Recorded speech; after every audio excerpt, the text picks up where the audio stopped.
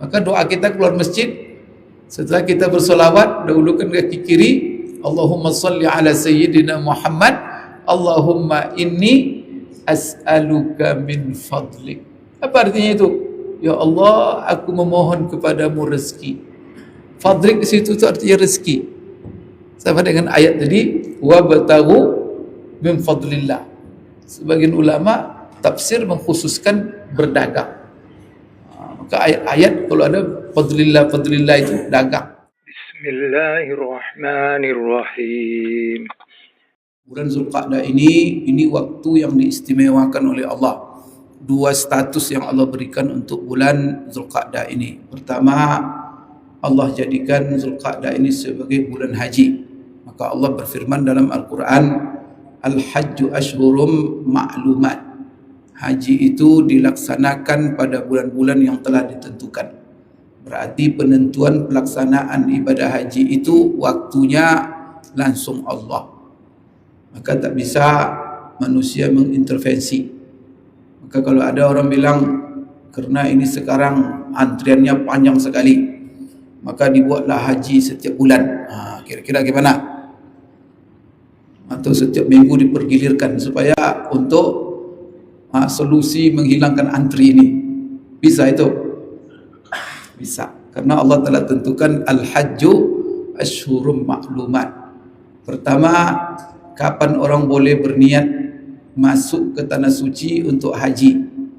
Itu bulannya ditentukan oleh Allah. Baru mulai, yaitu tanggal 1 Syawal. Jadi bulan haji itu mulainya 1 Syawal sampai 10 Zulhijjah. Itulah rentan waktu haji. Artinya apa? Barang siapa yang datang ke Mekah mulai tanggal 1 Syawal, berniat dia, umpamanya hari raya Idul Fitri, berangkat dia ke Mekah, tiba di miqat, dia pakai pakaian ihram dan memasang niat, dan niatnya haji. Dia dalam niatnya dia pasang nawaitul hajja wa ahramtu bihi lillahi ta'ala labbaik Allahumma hajjat, umpamanya. Jadi aku berniat untuk haji dan aku berihram untuk haji kerana Allah. 1 Syawal hari raya Idul Fitri sah hajinya. Kenapa? Karena 1 Syawal sudah masuk waktu haji. Cuma kalau dia niat haji tanggal 1 itu masuk ke Mekah, konsekuensinya dia harus pakai pakaian ihram 2 bulan 10 hari. Maka dia tak boleh menanggalkan kain ihramnya sampai tanggal 10 dia melontar jamrah Aqabah. Kemudian maka hari-hari ini Zulqa'dah ini bulan haji. Syawal, Zulqa'dah. Bapak Ibu sekalian, berakhir kapan? Berakhir orang datang ke Mekah dengan niat haji tanggal 10. Tanggal 10 Zulhijjah. Maka apabila orang lewat tanggal 10, tanggal 11 Zulhijjah baru datang ke Mekah dengan niat haji, sah hajinya? Tidak. Kenapa? Karena waktunya sudah lewat. Batasannya tanggal 10, dan tanggal 10 itu pun batasannya subuh. Apa maksudnya subuh? Jadi kalau ada orang datang ke Mekah tanggal 9 Zulhijjah, orang sudah wukuf di padang Arafah, dia baru datang dengan pesawat pribadi. Dari Jeddah sudah pakai pakaian ihram, niatnya haji. Langsung dia menuju ke Arafah.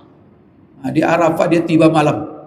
Orang malam itu sudah di Muzdalifah, sudah bubar dari padang Arafah. Lalu dia datang, Bapak Ibu sekalian, malam itu. Kalau dia datang di padang Arafah malam sebelum waktu subuh tanggal 10 itu, sudah tanggal 10 itu. Karena tanggal 10 itu kan terhitung dengan terbenam matahari. Ketika orang wukuf tanggal 9 Zulhijjah itu kan wukuf di padang Arafah sampai terbenam. Apa selesai terbenam itu tuh sudah masuk 10 Zulhijjah.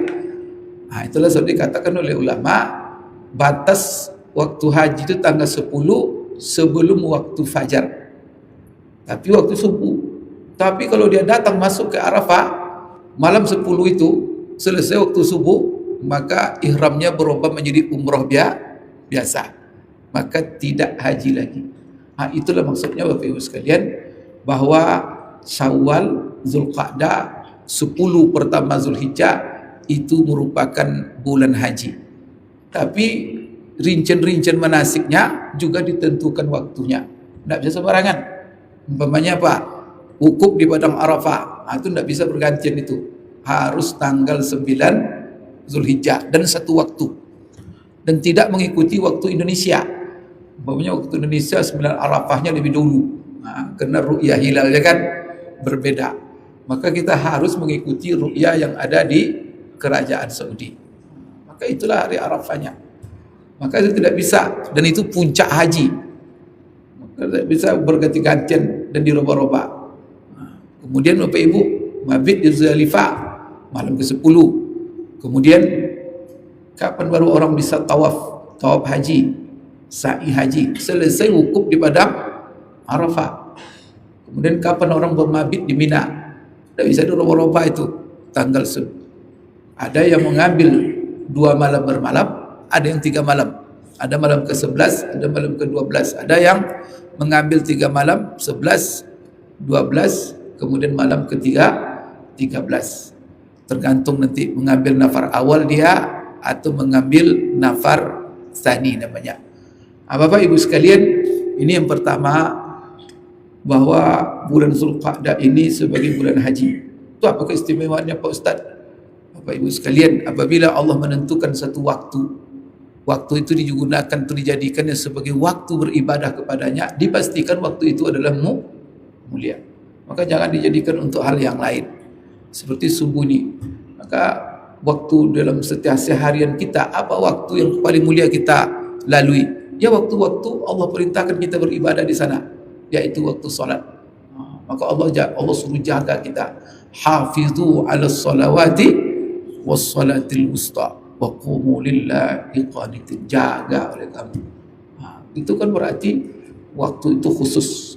Kemudian dikhususkan kita menjaga hafizu 'alas salawati was salatil wusta. Dikhususkan lagi, yaitu salat wusta. Menurut kebanyakan ulama, salat wusta adalah salat asar. Salat asar. Jadi salat asar ini kena secara khusus, Bapak Ibu sekalian, salat asar ini pernah diwajibkan kepada orang-orang sebelum kita, sebagaimana dikatakan oleh Rasulullah SAW kepada Bani Israel. Tapi mereka dhayya'uha, kata Rasulullah. Tapi mereka sia-siakan, mereka abaikan. Maka pesan saya kepada kamu, fala tudayyi'uha. Maka jaga waktu asar itu. Maka waktu asar itu khusus. Ulama mengatakan salat wusta itu adalah waktu asar. Kemudian dia sebagian mengatakan waktu subuh. Baik Bapak Ibu sekalian, jadi kenapa ditentukan ini sebagai musim haji, waktu haji, berarti itu waktu istimewa. Kemudian ditambah lagi keistimewaannya, menunjukkan bahwa waktu haji ini istimewa. Allah jadikan waktu-waktu haji itu sebagai bulan haram. Maka status Zulqa'dah ini adalah sebagai bulan haram. Bulan haram itu ada 4. Allah katakan dalam Al-Quran, inna iddatas syuhuri indallahi 12 syahran fi kitabillah yawma khalaqas samawati wal arda minha arba'atun hurum. Sesungguhnya hitungan bulan yang telah ditetapkan Allah dalam setahun adalah 12 bulan. Jangan Bapak Ibu nanti bilang pula, apa pula perlunya Quran ini menjelaskan kepada kita setahun 12 bulan. Ini seolah-olah apa, hal yang tidak perlu dalam Quran. Bapak Ibu, kalau Bapak Ibu mau tahu di zaman turunnya Al-Quran itu, maka dengan Quran itulah tidak ada perubahan, tidak ada perbedaan. Nah, waktu turun Al-Quran itu manusia di dunia ini macam-macam, membuat berapa jumlah bulan itu dalam setahun. Maka ada yang membuat jumlah bulan setahun itu, ada yang 6 bulan, ada yang 10 bulan. Maka bulan Masehi itu kan 10 bulan cuma. Kalau Bapak Ibu lihat itu nama-namanya, ada September, ada November, ada Oktober, ada November, ada Desember. Itu apa artinya dalam bahasa Romawi itu? Kan angka itu. Desember itu yang ke-10. Itu mana itu? Coba lihat nanti. Apa makna Desember? Yang ke-10. Ada itu bulan terakhir menurut mereka. Berarti bulan mereka cuma 10. Jadi bulan apa mereka dulu awalnya? Sejarah kalender Masehi itu awalnya bulan Maret, bukan bulan Januari. Januari itu jauh itu setelah Romawi beralih kepada Kristen. Maka baru Januari. Kemudian Januari itu dijadikan sebagai itu bagi mereka kan kelahiran dewa sebenarnya itu oleh orang-orang Romawi. Setelah itu bergeser, itu sejarah namanya. Tapi awalnya dulu bulan Maret. Kemudian mereka dalam menghitung hari kena 10 bulan, tapi mereka tahu bahwa satu tahun syamsiah matahari itu 365 hari koma sekian. Gitu. Tahu mereka. Tapi mereka bagi menjadi 10 bulan. Sehingga satu bulan itu bagilah itu. Ada yang 45 hari, ada yang 40 hari ya Pak. Sampai ditetapkan kalender itu akan macam-macam hari bulannya. Ada yang 30, ada yang 29, ada yang 31, ada pula 28. Atau gimana itu? Maka kalau kita baca sejarah lucu juga sebenarnya. Tapi kalau bulan Qamariyah kan dua kemungkinan saja. Kalau tidak 29, kalau tidak 30. Nanti mereka bagilah. Setelah dia jadi, itu kan ada kisah, ada kekaisaran mereka naik Januari itu, maka dibuatlah bulan Januari itu. Bapak Ibu, ini panjang sejarahnya ya. Yang penting Bapak Ibu sekalian, saya ingin kenapa pentingnya Allah menjelaskan 12 itu maksudnya. Karena manusia goncang, berbeda-beda menentukan satu tahun. Termasuklah orang jahiliyah. Orang jahiliyah itu dulu dijadikannya setahun itu 13 bulan. Kadang-kadang dikorting, didiskonnya menjadi 11 bulan. Datang Al-Quran jangan dimain-mainkan lagi. Inna iddatas syuhuri indallahi isna asyara syahra. Sesungguhnya hitungan bulan di sisi Allah 12 setahun. Dan itu Allah yang telah menetapkannya. Menariknya Bapak Ibu, setelah itu Allah katakan minha arba'atun hurum. Di antara yang 12 itu ada 4 sebagai bulan-bulan haram. Jadi ini langsung Allah yang menetapkan. Sebagaimana Allah menetapkan bulan haji, ada 3, di antaranya Zulqa'dah. Kemudian Allah juga menetapkan 4 sebagai bulan haram. Apa 4 sebagai bulan haram? Dijelaskan Rasulullah SAW ketika beliau khutbah di Haji Wada, yaitu 4 bulan haram kata Rasulullah SAW. 3 letaknya berturut-turut, 1 yang pisah. 3 berturut-turut itu dihitung oleh Rasulullah SAW. Zulqa'dah, Zulhijjah, Muharram. 1 yang pisah, Rajab. Ini jangan sampai tidak tahu kita ini hidup dengan waktu. Kan selama hidup tak bisa kita pisah dari waktu dan tak bisa kita pisah dari tempat. Maka jaga di mana kita berada dan di waktu mana kita berada. Jangan sampai kita berada, karena tempat itu tak sama. Ada tempat yang Allah muliakan, ada tempat tidak ada masalah kita ada di sana, tapi ada tempat kita diharamkan di situ. Maka jangan sampai kita dalam detik-detik kehidupan kita ini duduk berada di tempat-tempat yang dilarang Allah. Tapi beradalah selalu di tempat-tempat yang dicintai Allah. Ini keberadaan kita di masjid ini pagi ini. Ini gimana ini?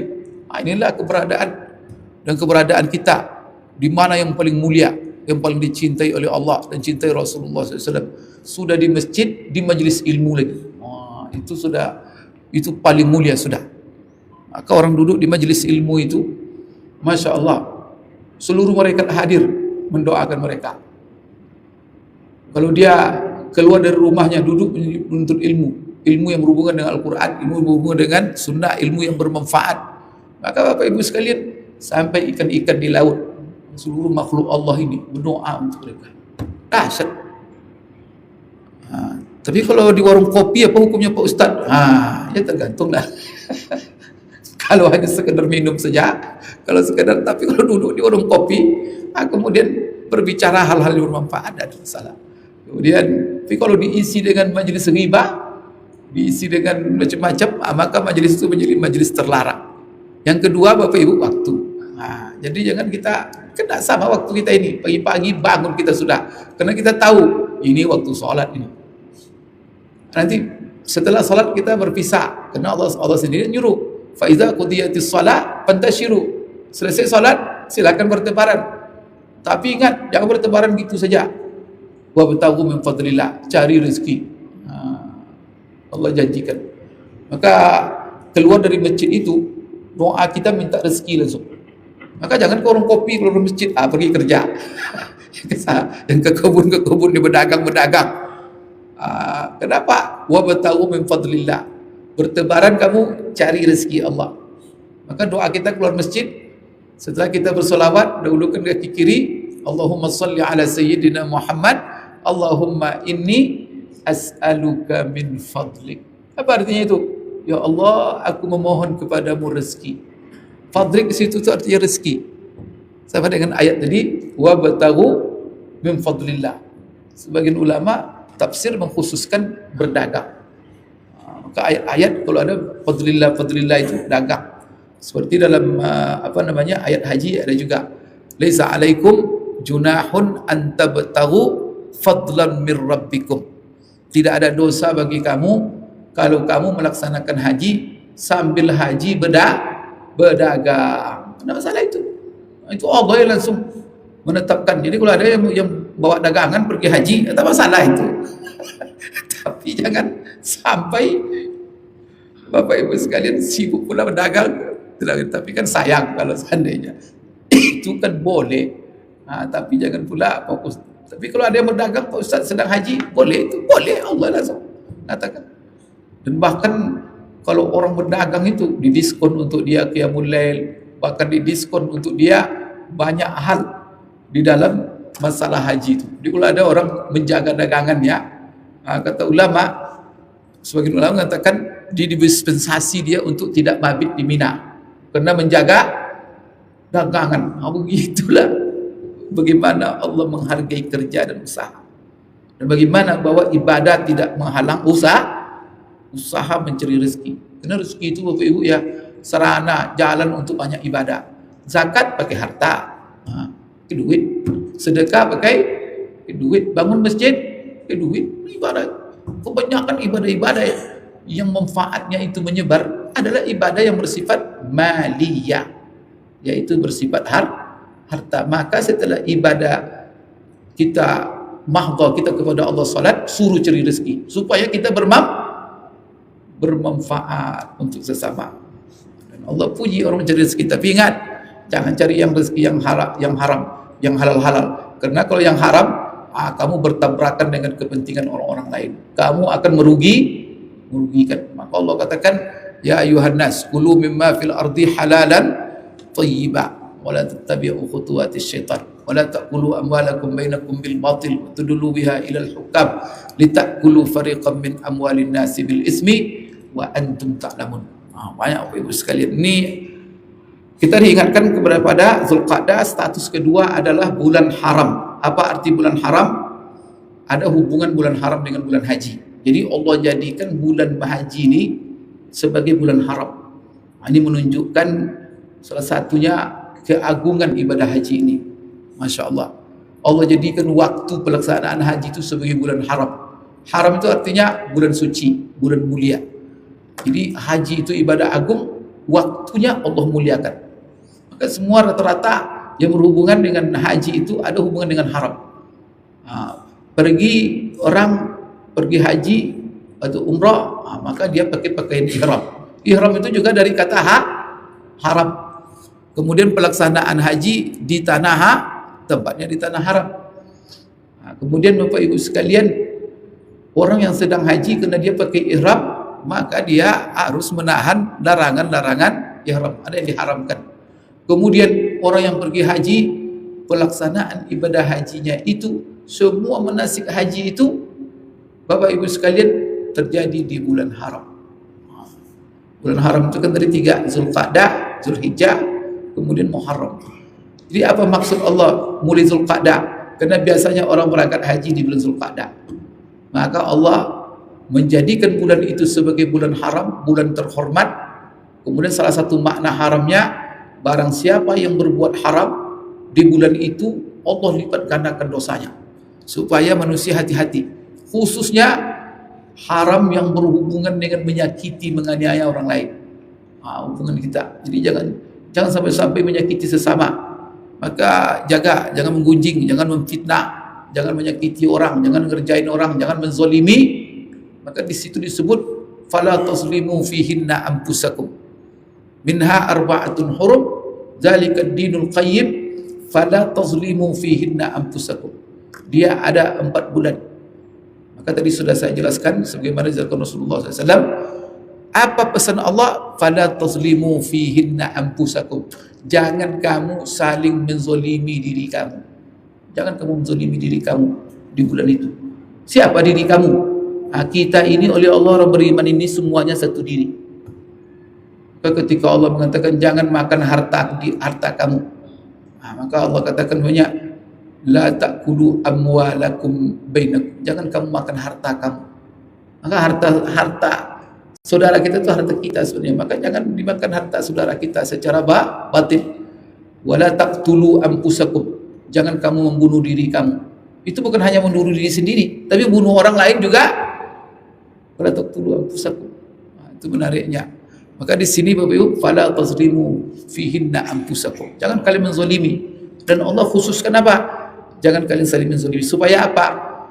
Orang-orang haji itu, salah satu hikmahnya, orang-orang haji itu tidak ada yang mengganggunya. Tidak ada yang menyakiti. Maka salah satu dosa besar itu adalah mengganggu orang yang haji.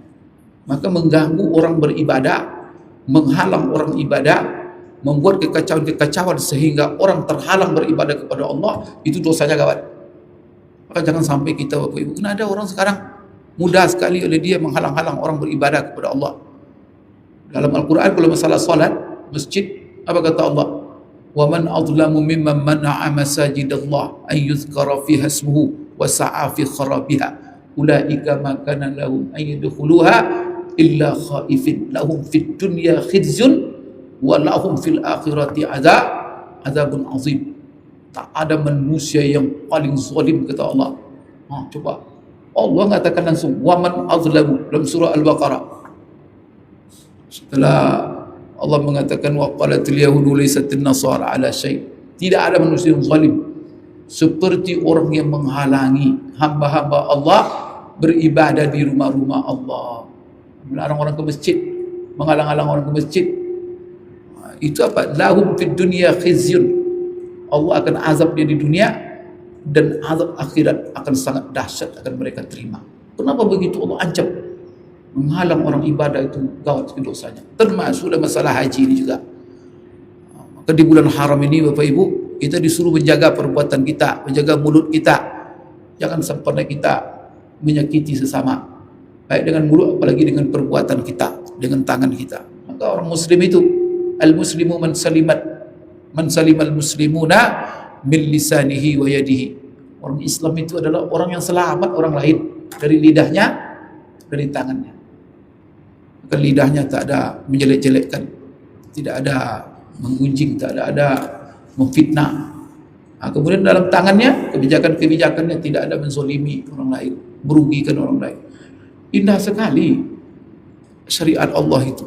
Kalau kita betul-betul perhatikan semua secara kolektif, maka hidup ini tenang, hidup ini damai, hidup ini nyaman, tak ada orang yang stres, karena semua hak-hak orang tak ada dilanggar.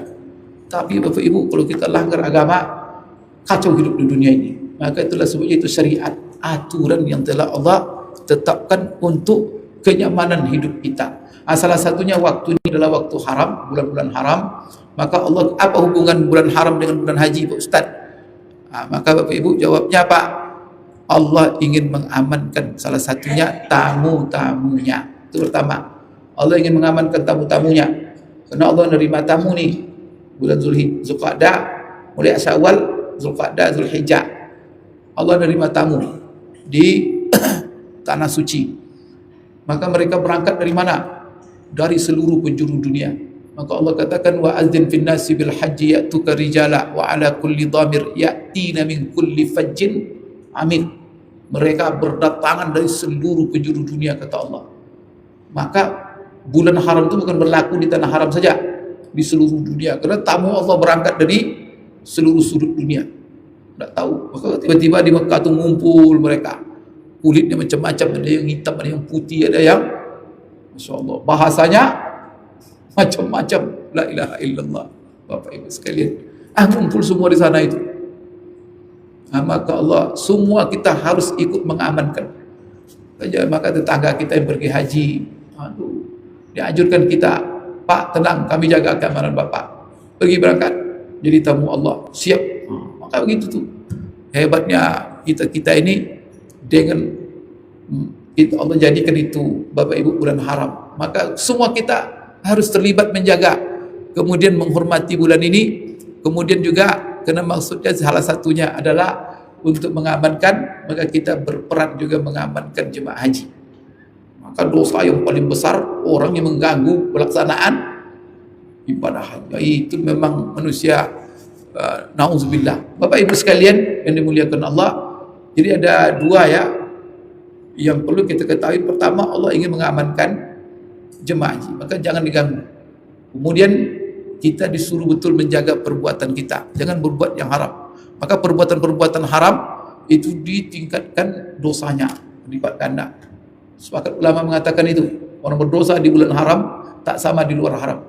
Kemudian Allah kepengen jadi supaya tidak orang yang haji saja yang mendapatkan keistimewaan, tapi Allah kepengen di musim-musim haji ini semua kita juga mendapat keistimewaan. Apa keistimewaannya?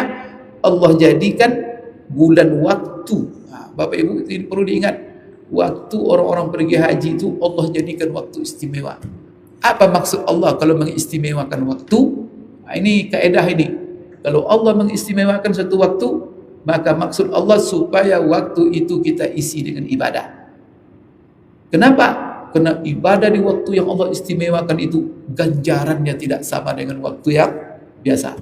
Maka Allah lipat gandakan. Jadi Allah berkehendak untuk memberikan ganjaran. Maka kalau di luar waktu istimewa itu volume amalnya sama, tapi ganjaran berbeda. Bapak Ibu perlu tahu apa saja faktor-faktor Allah melipat gandakan pahala seseorang. Salah satunya cara Allah adalah dengan menjadikan waktu itu istimewa. Maka perlu kita tahu mana waktu. Jadi jangan datar saja, sama aja waktu ini. Itu perlu kita mengaji. Waktu istimewa. Kenapa Bapak kemarin meningkatkan amal Bapak di bulan Ramadan kemarin? Kenapa tak sama dengan bulan Syawal? Masya Allah, bulan Ramadan puasa baca Quran aja. Setelah itu pergi pula ke masjid. Pergi ke masjid, qiyamul lail pula. Kemudian setelah itu tadarus pula. Tapi selesai Ramadan tak pegang-pegang Quran lagi. Apa masalahnya itu? Tak ada qiyamul lail lagi. Karena Bapak tahu Ramadan itu bulan istimewa. Kalau dalam bahasa apanya bulan panen. Allah. Karena Allah buka rahmatnya, maka kita tidak peduli capek, maka kita berebutkan untuk beramal. Masya Allah. Itu kok Syawal kok volumenya merendah? Biasalah, kenapa? Keistimewaan itu tidak ada lagi. Sudah pergi, nunggu lagi Ramadan yang akan datang. Mungkin Bapak kemarin ya 10 terakhir banyak yang etikaf, tidak tidur dia malam. Masya Allah. Bapak Ibu, betul begitu memang agama. Memang itu Allah menetapkan itu. Kenapa? Karena Allah berkehendak mengistimewakan waktu supaya kita isi dengan ibadah. Karena ibadah di waktu-waktu istimewa itu istimewa. Maka Bapak Ibu sekalian, tidak Ramadan saja waktu istimewa. Salah satu waktu istimewa itu adalah bulan-bulan haram yang 4. Maka itu kaedah. Jadi ulama begini mengambil fala tazlimu fihinna anfusakum. Jangan kamu berbuat dosa di bulan-bulan haram itu. Yang namanya berbuat dosa kan tidak tergantung kepada bulan haram. Semua bulan tak boleh sepanjang tahun. Tapi kalau kata Allah, di waktu ini jangan kamu buat dosa. Berarti itu waktu istimewa itu. Marah Allah. Ini waktu istimewa ini. Atau kamu berbuat dosa. Fala tazlimu fihinna. Maka apa artinya? Kalau kita paksakan juga buat dosa, di waktu yang Allah istimewakan itu, dosanya tak sama dengan di luar waktu itu. Walaupun volume dosanya sama, tapi artinya volume kejahatannya sama, tapi tingkat dosanya berbeda. Kenapa? Karena kita melaksanakannya di waktu yang Allah istimewakan. Maka umpamanya apa? Korupsi 1 juta di bulan Syawal, korupsi di bulan 1 juta di bulan Zulqa'dah, sama dosanya. Dia sama-sama 1 juta volumenya, dosanya Tak sama. Kenapa? Karena Zulqa'dah bulan yang Allah istimewakan. Bahkan namanya bulan haram. Apa salah satu indikator dinamakan bulan haram? Supaya kita menghindari segala yang itu maksud itu. Salah satunya. Supaya kita, kenapa? Kok bisa dilarang kita mendekati yang haram, melakukan yang haram? Karena yang haram-haram di bulan itu dilipat gandakan Allah. Di sini ada lagi istinbat ulama. Jadi kalau Allah mengharamkan kita, melarang kita berbuat sesuatu, berarti apa? Allah menyuruh kita untuk melakukan lawannya. Maka di sini Bapak Ibu, ulama menetapkan kaedah dalam usul fikih, an-nahyu anis syai'i amrun bididdihi. Kalau Allah melarang, jangan kamu buat ini. Berarti apa? Dalam larangan itu sendiri terdapat include perintah. Ada perintah untuk melakukan lawannya. Jangan kamu berbuat haram, berarti apa? Beramallah kamu dengan amal soleh. Berbanyak amal soleh. Sebagaimana dosa dilipat gandakan di bulan-bulan haram itu, begitu juga amal soleh Allah lipat gandakan. Bapak Ibu, di antara bulan haram itu ada lagi hari yang diistimewakan Allah. Itu adalah hari puncak pelaksanaan ibadah haji. Tahu Bapak Ibu? Maka kalau Bapak Ibu ditanya, mana hari yang paling mulia sepanjang tahun yang kita lalui?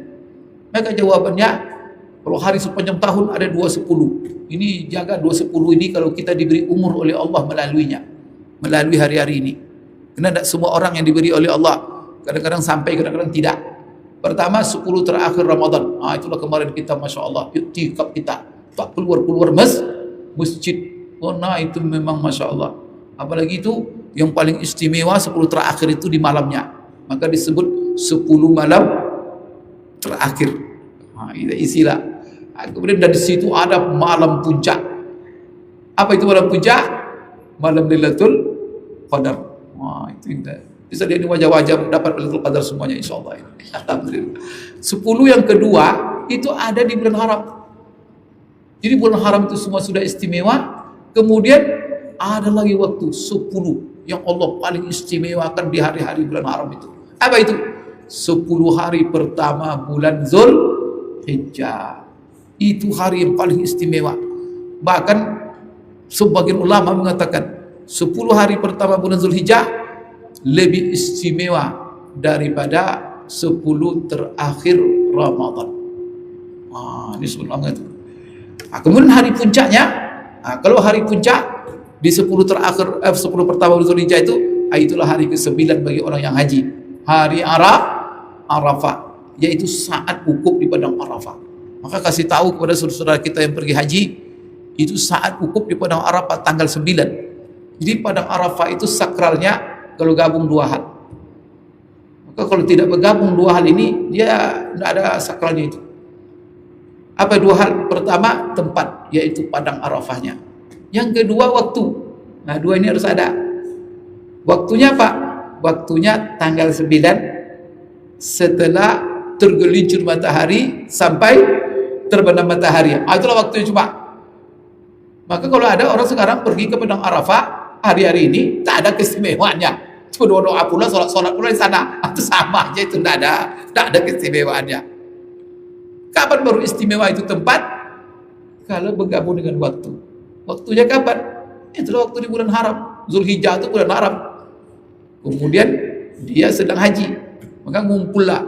Jadi pertama tempat, yang kedua adalah waktu, yang ketiga dia ihram haji. Tapi kalau dia pakai kain biasa aja, dia di Arafah tanggal 9 itu juga tidak ada apanya. Punya ada orang kan, dia dagang, dia pergi ke Arafah, dagang dia, tapi tak ada niat haji. Itu doa pula dia hari itu di situ. Tak ada keistimewaannya. Maka gabunglah 3 itu. Pertama di padang Arafahnya, tak boleh di luar. Yang kedua adalah waktunya, mulai tergelincir matahari sampai terbenam. Yang ketiga dia lagi ihram haji. Kalau mengumpul ini, maka dapatlah dia keutamaan. Dan kalau berkumpul 3 ini, maka waktu yang dia lalui di padang Arafah itu, banyak ulama mengatakan lebih mulia dari waktu malam Lailatul Qadar.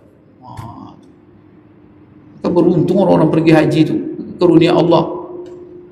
Pesan kepada mereka-mereka yang haji itu, jangan disia-siakan waktu wukuf di padang Arafah itu. Karena ada orang Bapak Ibu kadang-kadang disia-siakan ya, keberadaan waktu wukuf itu tidur-tidur aja, itu kan rugi dia. Lebih mulia itu. Banyak dalil-dalil ulama yang mengatakan bahwa saat wukuf itu lebih mulia. Dan ada beda dengan Qadar ini terdapat kita atau tidak. Masih kita mereka mengira-gira ada dapat atau tidak. Karena Allah sembunyikan. Tapi kalau hari Arafah pasti. Nah, itu tuh. Maka Allah kalau berikan kesempatan kepada kita pergi haji, maka Rasulullah katakan al-hajju Arafah. Haji itu wukuf di padang Arafah. Maka jangan disia-siakan. Maka nanti nasihatkan kepada dan ingatkan kepada saudara-saudara kita yang pergi haji. Apalagi haji kan susah sekarang nih. Orang kalau sudah sekali itu ya tidak ada harapan lagi untuk kedua itu.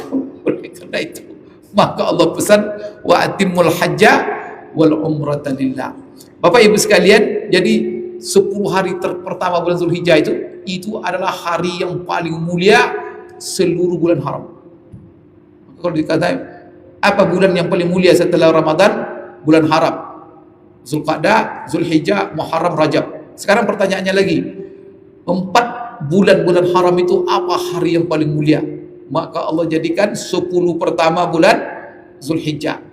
Nah, kalau dia sudah dimuliakan Allah, isi dengan ibadah. Nah, maka besok tanggal 1 Zulhijjah jangan lupa isi dengan banyak ibadah. Salah satunya puasa. Kesepakat ulama mazhab yang 4. Kalau ada fatwa yang itu fatwa nyeleneh itu. Tidak ada syariatnya katanya puasa di 10 hari pertama bulan Zulhijjah. Bid'ah pula katanya kan. Itu Bapak Ibu, itu nyeleneh itu. Bapak Ibu sekalian, dia dianjurkan puasa kalau bisa tanggal 1 sampai tanggal 9. 1 sampai tanggal 9. Nah, itu kan bagi kita itulah Allah jadikan ini sebagai bulan haji dan bulan haram, dan Allah muliakan bulan itu bukan hanya untuk orang haji, tapi ini untuk kita yang tidak haji. Maka Rasulullah SAW mengatakan, ma min al-yamin al-amalu salihu fihinna ahabbu ilallah min hadhil ayyamil ashar. Tidak ada amalan saleh yang paling dicintai oleh Allah dilakukan oleh seorang hamba seperti amal soleh di 10 hari pertama bulan Zulhijjah. Apa amal soleh diantaranya? Puasa. Maka puasalah nanti tanggal 1 Zulhijjah sampai nanti tanggal 9. Dan 9 itu kalau bisa sampai 9. Kalau tak bisa ya minimal tanggal 9. Kalau bisa kan puasalah di situ, puasa Daud tidak apa-apa, sehari puasa sehari tidak. Kalau tidak ya puasanya Senin Kamisnya. Kalau tidak juga di hari Arafahnya. Kalau tidak juga paling tidak puasa menjelang sholat hari raya Idul Adha. Kalau tidak juga keterlaluan sudah itu. Itu tingkatan itu. Kalau tidak juga itu keterlaluan sudah. Jadi Bapak Ibu ya tidak masalah ya 1 sampai tanggal 9. Bagi kita Bapak Ibu sekalian, ini nanti diingatkan bahwa tanggal 10 itu ada ibadah untuk mereka-mereka yang sedang haji. Kalau tanggal 9 itu kan bagi mereka wukuf, itu wukuf itu sudah istimewa. Maka untuk kita yang tidak wukuf, puasa. Maka puasa tidak disyariatkan untuk orang yang sedang haji. Maka orang yang sedang wukuf di padang Arafah itu puasa baginya, bagi orang yang haji yang sedang wukuf, makruh hukumnya kata ulama. Karena Rasulullah SAW dia sendiri yang mendorong kita untuk puasa Arafah. Tidak mungkin pula dia tidak mengamalkan. Tetapi apa? Dia ketika wukuf dia tidak puasa. Maka dalam sebuah Sahih Muslim itu dalam puasa Rasulullah ketika dia wukuf, saat dia wukuf ada orang mengantarkan segelas susu kepada dia dan dia minum. Itu membuktikan bahwa Rasulullah tidak puasa. Berarti apa? Berarti dikecualikan. Jadi puasa Arafah itu berarti bagi yang tidak haji. Tapi bagi orang yang sedang haji, Rasulullah sedang haji waktu itu, maka Rasulullah tidak puasa. Dan puasa Arafah ini adalah puasa sunat yang paling afdal. Ini kalau Bapak Ibu ditanya apa puasa sunat yang paling afdal, puasa hari Arafah. Setelah itu puasa Asyura. Maka jangan lupa itu. Dan ingatkan nanti keluarga kita, rugi sekali kita. Dan itu sunat muakkad hukumnya. Allah ingin memberikan keutamaan sebagaimana Allah janjikan untuk orang yang hukum pengampunan dosa. Tapi kalau orang hukum itu pengampunan dosa seumur hidup. Tapi kita bisa seumur hidup juga kalau tidak haji. Itu puasa kita kan setiap hari Arafah. Karena setahun yang lalu, setahun yang akan, kalau sampai kita meninggal puasa terus, tapi insya Allah lah dengan puasa Arafah itu hilang dosa kita. Tapi di situ Bapak Ibu ya, dosa-dosa yang hilang itu hanya dosa-dosa kecil. Sedangkan dosa-dosa besar itu tidak bisa dihilangkan kecuali dengan tobat nasuha. Punya tidak solat 2 tahun tidak solat, itu puasa Arafah.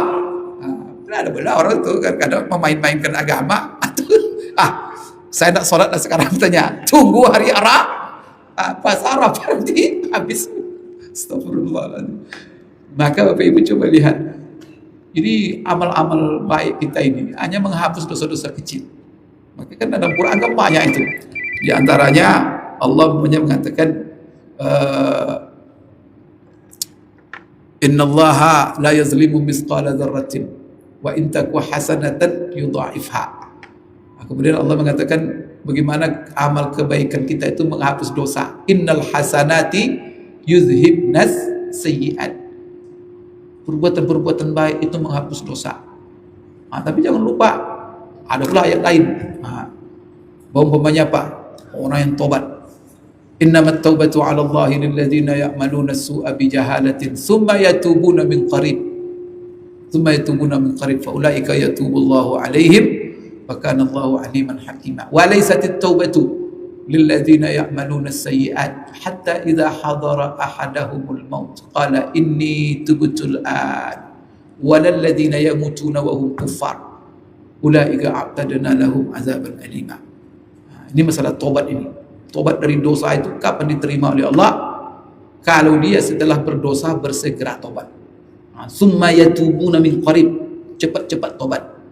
Tapi kalau dia bilang nantilah, itu ada apa kata Allah? Allah tak akan terima tobat orang yang bilang nanti sampai nanti sakratul maut datang. Hatta idza hadara ahadahumul maut qala inni tubtul an, kata Allah Ta'ala. Tobat diterima itu tobat cepat. Kemudian ya tobat itu kalau amal-amal baik itu, amal-amal soleh kita itu rata-rata hanya menghapus dosa kecil. Maka Allah katakan dalam Quran, in tajtanibu kaba'ira ma tunhauna anhu nukaffir ankum sayyi'atikum. Jadi di sini menudkhilukum mudkhalan karima.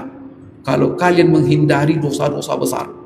In tajtanibu kaba'ir.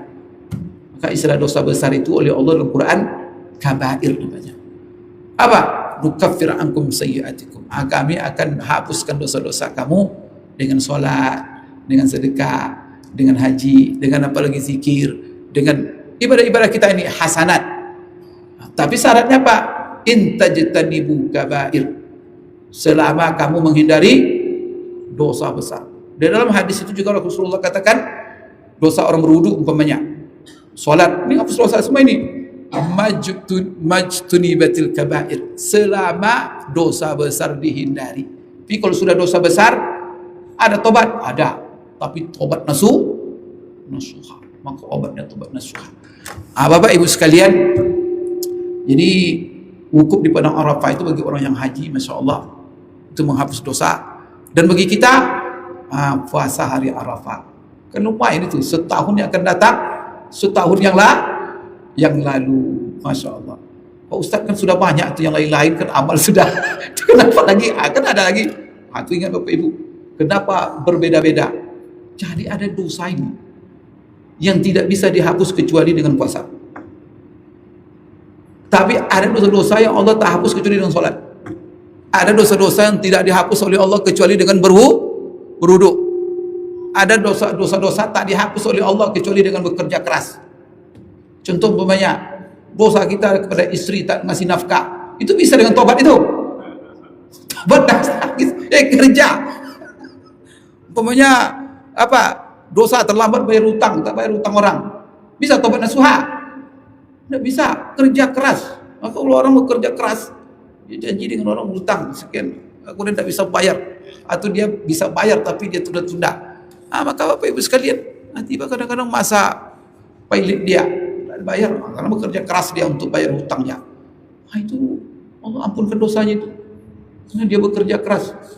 Kan tak bisa itu dengan menangis-nangis buat tobat, itu tidak bisa itu. Jadi apa? Semua amal kebaikan itu kita lakukan. Karena ada dosa-dosa yang tidak bisa di sini. Karena ada orang berpikir kan, apa lagi? Iya, ada dosa dengan puasa, ada yang bisa tidak puasa. Masya Allah. Maka Allah buat kaidah, innal hasanati yuzhibna sayyi'at. Bahwa semua kebaikan-kebaikan itu menghapus dosa. Dan setiap kebaikan ada dosa yang maka perbanyaklah kebaikan. Maka Allah suruh kita ini berbuat baik terus. Baik Bapak Ibu sekalian, ini kajian kita pagi ini. Saya ingin mengingatkan supaya jangan kita samaratakan saja waktu ini. Maka 10 Zulhijjah itu nanti waktu paling istimewa, dan mari kita ikut ya menyukseskan saudara-saudara kita pergi haji. Salah satunya tentukan jangan mengganggu, jangan menyakiti, jangan membebani. Kalau ada utang, orang pergi haji itu berutang dia sama kita. Kalau utangnya Bapak Ibu sekalian masih jauh setahun lagi, ya jangan dituntut. Ya kecuali, maka utang yang menghalangi orang haji kan apa? Kewajiban haji itu terhalang karena orang berutang. Tapi utang yang mana? Utang yang jatuh tempo selama dia berangkat haji. Maka yang wajib dibayar oleh orang haji itu apa? Utang jatuh tempo selama dia berangkat. Tapi kalau utang setelah itu enggak menghalangi. Begitu juga kita yang punya piutang, umpamanya kalau ada saudara kita yang haji, ya walaupun jatuh tempo beri keringanan lah. Enggak apa-apa. Sekarang berangkatlah kamu, jangan pikirkan nanti kita bicarakan setelah kamu pulang nanti. Sekarang tenang kau. Itu membantu, itu namanya ya, membantu supaya mereka, karena kan nanti hukum nangis-nangis rupanya nangis terbayang utang dan terbayang dosa. Tapi kalau bapak nanti bilang ya enggak apa-apa, jangan pikirkan ya, insyaallah kita bicarakan. Allahu Akbar. Yang itu membuat ketenangan orang beribadah itu ibadah. Kemudian juga kenyamanan lingkungan, apalagi sekarang ya, lingkungan ya, kita aja khawatir di rumah kita dengan anak-anak kita, lingkungan sekarang macam-macam kan, narkoba dengan segala macam kejahatan. Begitu juga orang pergi haji kadang-kadang meninggalkan anak, ada kekhawatiran. Di sinilah peran kita sama-sama ya. Wa ta'awanu 'alal birri wat taqwa wa la ta'awanu 'alal ismi wal 'udwan. Berikan mereka kekuatan. Ya, berikan mereka kekuatan, berikan mereka support. Pak berangkat, Bu berangkat. Kami menjaga lingkungan. Kami siap untuk memperhatikan keluarga yang ditinggalkan. Sehingga nanti dia tenang. Itulah perlunya kadang-kadang. Kena ada boleh pergi haji tidak ada nyapa-nyapa tetangga. Tiba-tiba nanti terjadi sesuatu. Maka ada itu bagus itu orang pergi haji itu buat apa namanya? Walimah safar. Penting itu. Undang semua. Kasih tahu kita pergi. Apalagi perginya itu Masya Allah, ini perjalanan suci. Kita pertama ya mensucikan diri sebelum berangkat. Karena tidak tahu kita terpulang atau tidak kan. Karena setiap tahun satu kloter itu minimal tidak pulang itu. Satu kloter 400 orang itu meninggal biasanya. Rata-rata kalau kita lihat itu kan lebih. Tapi hampir 1000 kadang-kadang meninggal. Tapi kalau satu kloter rata-rata itu ada itu setiap tahun. Maka kita kadang-kadang sehat-sehat pergi. Mana yang sakit-sakit kemarin diperkirakan jantungan ini apa, sehat malah pulang. Yang kemarin sehat-sehat aja tak pulang. Ada yang meninggal di Raudhah, ada yang meninggal. Ya kan tidak tahu kita. Allah. Orang pergi haji itu kan siap sudah untuk tidak pulang. La ilaha illallah. Oleh karena itu apa? Tidak tahulah umur kita. Maka ketika pergi perlu kita kumpulkan tetangga, orang-orang dekat kita. Apa kepentingan kita pertama? Ya minta maaf lah. Supaya apa? Jangan kasih. Sehingga apa? Karena dosa itu membebani. Orang kalau banyak dosa, berat beribadah itu. Tapi coba lihat. Kalau bertengkar bapak tadi ya dengan istri, pergi ke masjid, berat rasanya sholat. Tapi coba happy tadi. Nah, sholatnya. Iya kan? Subhanallah. Itulah pengaruh dosa itu. Jadi kalau ada yang malas sholat, malas ngaji, malas apa, berarti dosa sedang menumpuk. Maka tobat. Maka tobat itu Allah berikan harapan besar kepada kita. Siapa yang tobat Allah pasti terima tobatnya. Maka kalau sudah tobat kita ringan badan. Maka saya selalu ceritakan, kenapa jemaah-jemaah tabligh kan atau jemaah tabligh yang bercoba-coba kan, yang berjalan ke masjid-masjid, itu kan banyak mantan preman. Kalau dibuka jawabannya itu, tato aja isi badannya. Tato aja isi. Mantan preman. Subhanallah. Tapi Bapak Ibu, setelah dia tobat ke masjid aja. Kita yang ke masjid aja malas kadang-kadang. Ketika kita lihat mereka membuat kejahatan, tidak mungkin dia. Tapi subhanallah, ringan aja langkahnya. 40 hari dah pulang-pulang dari masjid ke masjid. Apa yang membuat Bapak Ibu? Tobat tadi. Setelah dia tobat, Masya Allah, kemudian dia optimis. Apa? Ringan ban dia langsung. Mak akan mau lari ke masjid. Subhanallah. Ya, itu tuh memang luar biasa. Maka Allah selalu kita perbaharui tobat supaya badan ini ringan untuk ibadah, apalagi di waktu-waktu dan hari yang mulia. Itu Bapak Ibu dapat saya sampaikan pagi ini. Kita pagi ini agak sedikit ingin mengingatkan, karena ngaji ini kan mengingatkan ini waktu kita lalui. Mudah-mudahan juga diingatkan oleh ustaz lain, dan peringatan ini mudah-mudahan bermanfaat bagi kita. Kenapa saya sampaikan? Aku qouli hadza wa astaghfirullah li wa lakum. Subhanakallahumma rabbana wa bihamdik asyhadu an la ilaha illa anta astaghfiruka wa atubu ilaik. Wabillahi taufiq wal hidayah. Assalamualaikum warahmatullahi wabarakatuh.